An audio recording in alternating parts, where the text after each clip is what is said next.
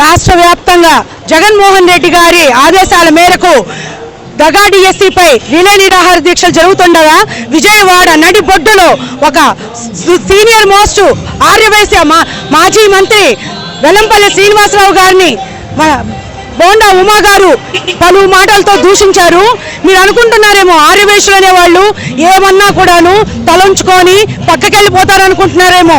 ఆ రోజులు పోయాయండి. ఇంకిప్పుడు కానీ ఆర్యవైశ్యులు కానీ గర్జించారంటే ఆ గాలికే మీరు కొట్టుకొని పోతారు. ఎవ్వరూ కూడా రాష్ట్ర వ్యాప్తంగా నేను ఆర్యవైశ్యులకు తెలియచేసేది, మనమందరము ఒక దాటి మీద ఉండే ఐక్యతను చాటి చెప్పుకుంటూ వెల్లంపల్లి శ్రీనివాసరావు గారిని దూషించినందుకు బోండా ఉమా గారిని మనం నిలదీయాల్సిందిగా నేను కోరుతున్నాను.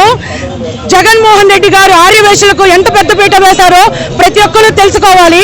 మహిళలకు, పిల్లల కోసము, ఆయన ఆరోగ్యం కోసం, చదువు కోసము ఎన్నో పథకాలు తీసుకొచ్చారు. అలాంటి ఈ కూటమి ప్రభుత్వం ఆడవాళ్ళకి, పిల్లలకి అన్నిట్లోనూ మోసం చేస్తూనే ఉన్నారు. ఆరోగ్యశ్రీని రద్దు చేశారు, తల్లికి వందనం వేయట్లేదు, మహిళలకి ఇంటింటికి డబ్బులు ఇస్తారని చెప్పి ఇవ్వట్లేదు. ఇలాంటి దగా వాళ్ళు మన ఆర్యవైశ్యుల్ని ఇలాగ కించపరుస్తూ మాట్లాడుతూ ఉంటే మగవాళ్లే కాదు ఆర్యవైశ్య మహిళలు కూడా ఒప్పుకునేది లేదు.